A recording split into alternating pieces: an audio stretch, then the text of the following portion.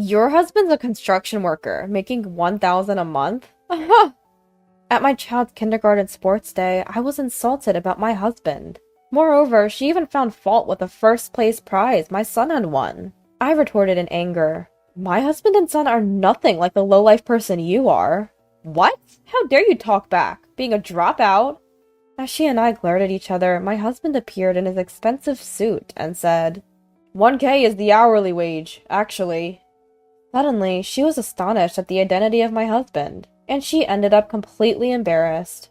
My name is Lila. While being a mother of one and a homemaker, I'm also active online as an essay-style cartoonist.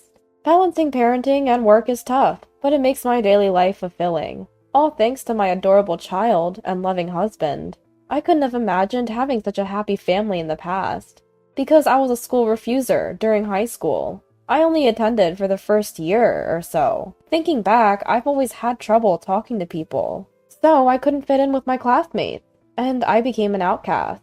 I started getting teased by my classmates. Before I knew it, I was receiving terrible harassment from the girls' group. They splashed water on me in the restroom, and they spread strange rumors about me. I began to hate going to school, and I spent my teenage years at home. I think I had given up on life back then, but my parents never abandoned me. Thanks to the support of my kind father and mother, I managed to get back on my feet. I may have dropped out of high school, but life isn't all about educational background. I believed in that lesson, and continued to work hard to find a profession. I studied illustration and started building my work experience through crowdsourcing. After working hard, I managed to grow enough to make a living in this industry. And I also married a good person who acknowledged me. My husband Guire is a roofer who works for a construction company. He leads a busy life filled with sweat and effort every day. On the other hand, our son Martin is 3 years old, a bright and lively little rascal. Though my husband and I were always busy working together, we raised our child with love. Perhaps because of that, our son is growing up to be a good kid without any problems. Recently, we successfully enrolled him in kindergarten. I was a bit worried, but it seems he's having fun at kindergarten. He even made friends right away. Mom, I'm leaving! Take care on your way! Bye!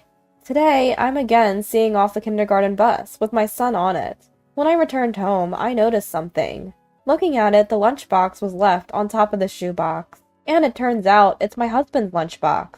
It seems he forgot to take it to work. So I decided to take the lunch to the nearby construction site where my husband would be.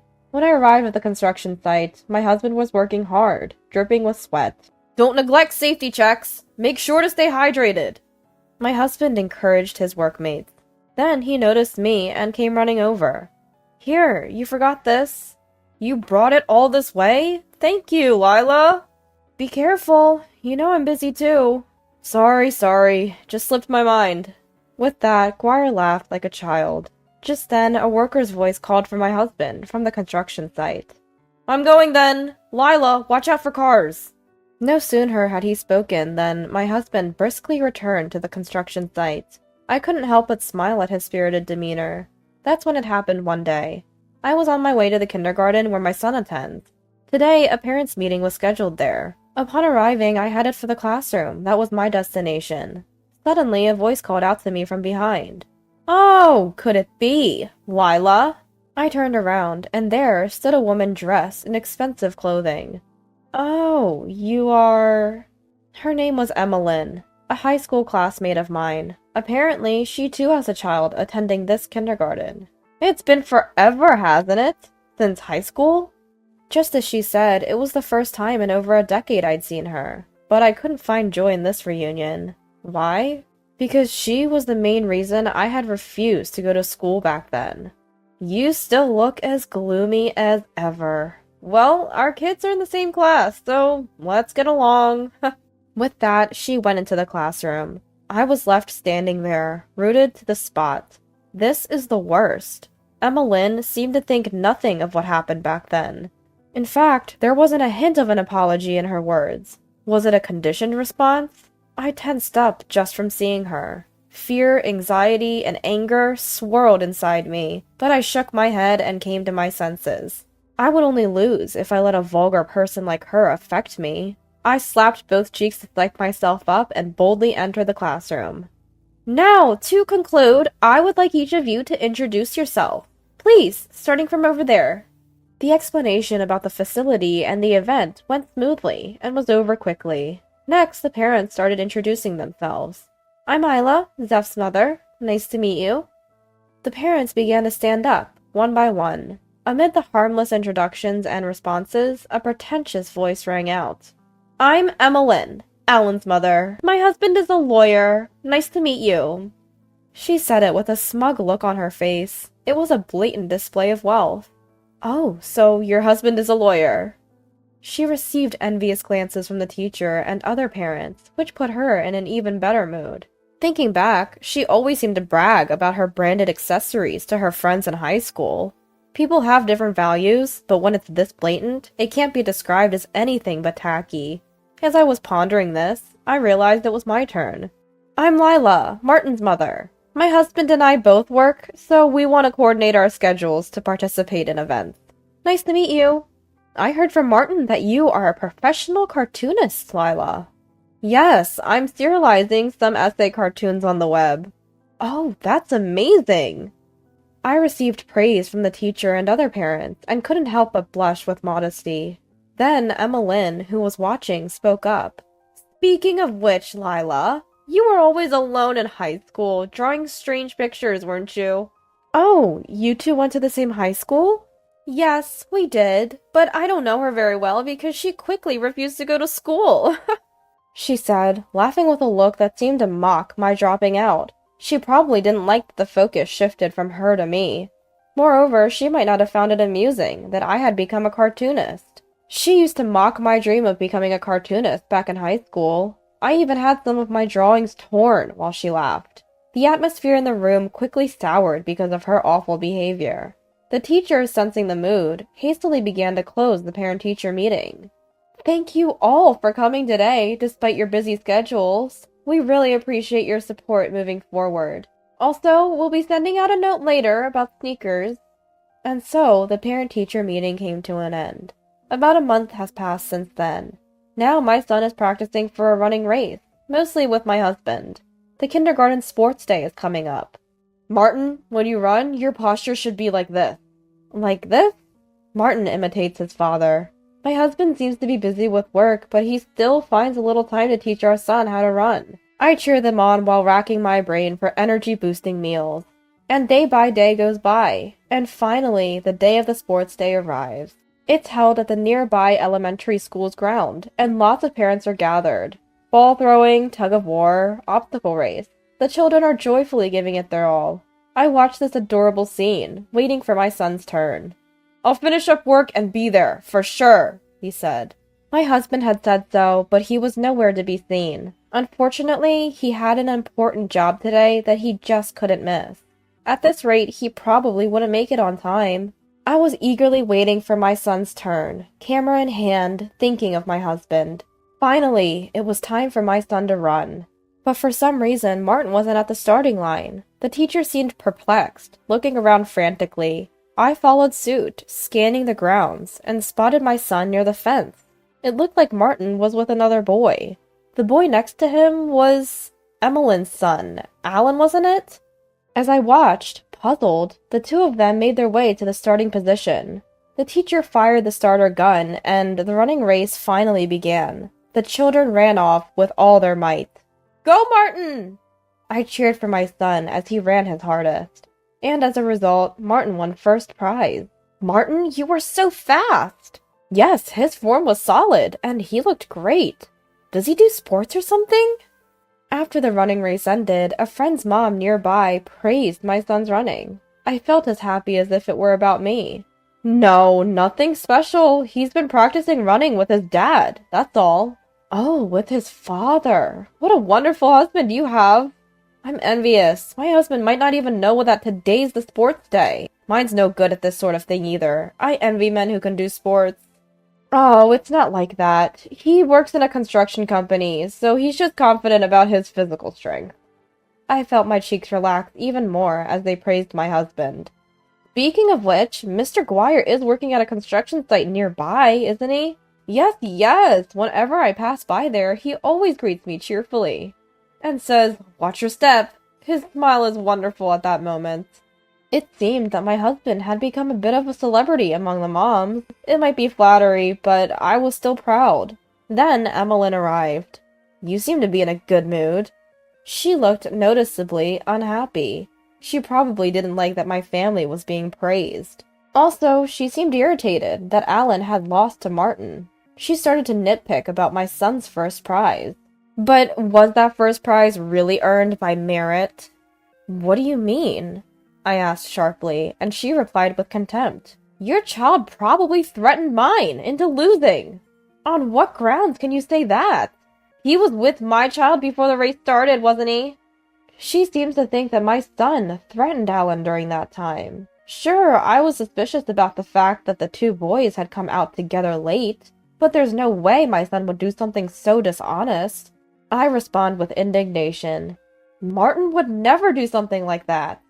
"Oh, really? I heard a rumor that your husband's a roofer, making $1,000 a month. Ha! Roofing is a job for dumb and rough people, isn't it? He'd have no problem threatening someone.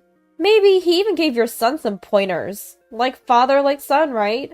Her prejudice and insulting words made it impossible for me to contain my anger. I could let her talk about me that way, but I couldn't stand her belittling my family. I protested to protect the honor of my child and husband. "My husband and son are nothing like you. A vile person like yourself." "Ah, how dare you talk like that when you're a dropout?" The surrounding parents start to murmur as the heated exchange and glaring continue. In the midst of this, my shoulder is tapped from behind. I turn to see my husband, dressed in a suit, standing there. He says, catching his breath, "Did Martin's running race end already?" "The running race ended a little while ago." "Oh, that's too bad. I hurried, but didn't make it in time."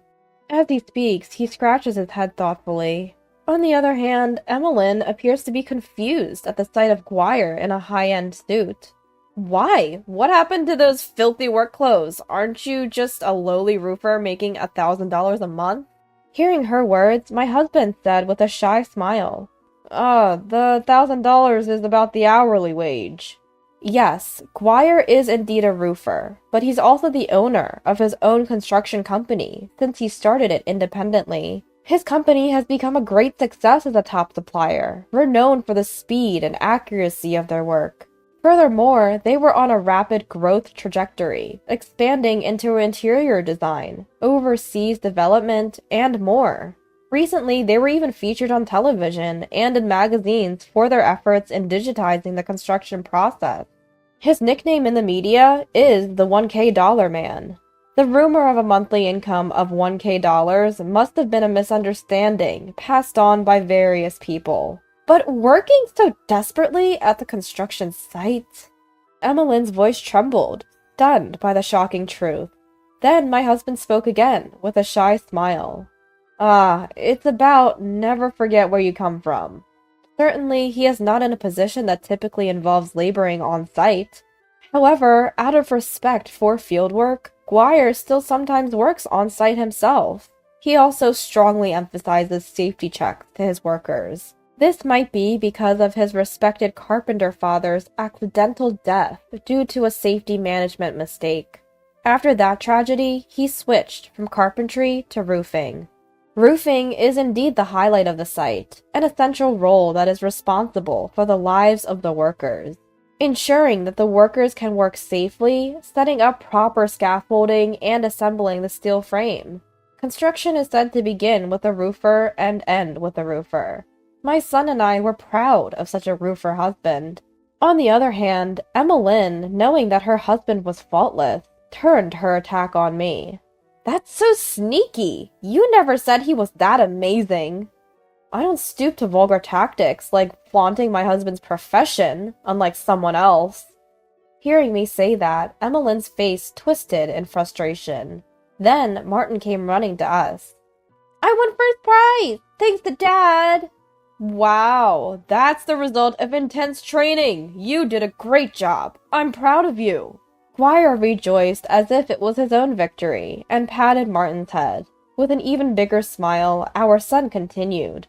I also tied my friend's loose shoelace before the race. It would be dangerous if they tripped. Those words must have struck Emmeline with a great shock. Now, scornful glances from the parents around her were piercing through Emmeline. She realized that her argument was entirely wrong, and her face twisted in discomfort. It seems the misunderstanding is cleared, so we'll be on our way now. Saying that, I turned my back on her. But then I remembered something and spoke to her. You were told in the parent-teacher meeting that Velcro shoes were the rule, weren't you? Didn't you hear? At that moment, Emmeline's face turned beet red with embarrassment. Since then, Emmeline has never attended any kindergarten gatherings. Her disgraceful behavior at the sports day seems to have affected her deeply. Now in her place, her husband Johnny attends the kindergarten gatherings. He's a sincere man, and after learning about the situation, he came to us to apologize right away. My wife Emmeline was extremely rude, he said, and apparently he and Emmeline are discussing divorce. I was told that Emmeline has been troubling Johnny with her excessive spending and selfishness for a long time. Moreover, she has been entirely indifferent to parenting, and yet she always insisted on attending kindergarten events, which showed her poor character. For her, kindergarten gatherings were merely a stage to assert her dominance. Johnny finally had enough of such a wife. He had been hesitant to pursue a divorce because of the child, but he decided he could no longer overlook the situation. Alan, it's all your fault for losing to that kid. I'm sorry. Saying such a thing to one's own child is bound to happen. If anything, the decision was long overdue. Emmeline pleaded with Johnny. Please, anything but a divorce. But it didn't seem like her wish would be granted. Johnny proudly stated that he intends to gain custody and raise Alan with love. On the way home, he made a request to his son. Martin, will you continue to be friends with my Alan? Yeah! My son responded in a cheerful voice, waving his hands as he saw off Johnny. His concern was undoubtedly unfounded. Since the sports festival, Martin and Alan had already become friends. According to the teacher, the two often played joyfully together, with the other children in games like tag and ball toss. If the children are spending their time in good health, that is the most important thing. And then, on a certain holiday, we were planning to head to town to buy some snacks for the parent-child outing next month. I'm going to exchange snacks with Alan. Martin, Dad's definitely going on the outing, so get ready! The two of them excitedly left the house, checking left and right to see if any cars were coming. Right clear! Left clear!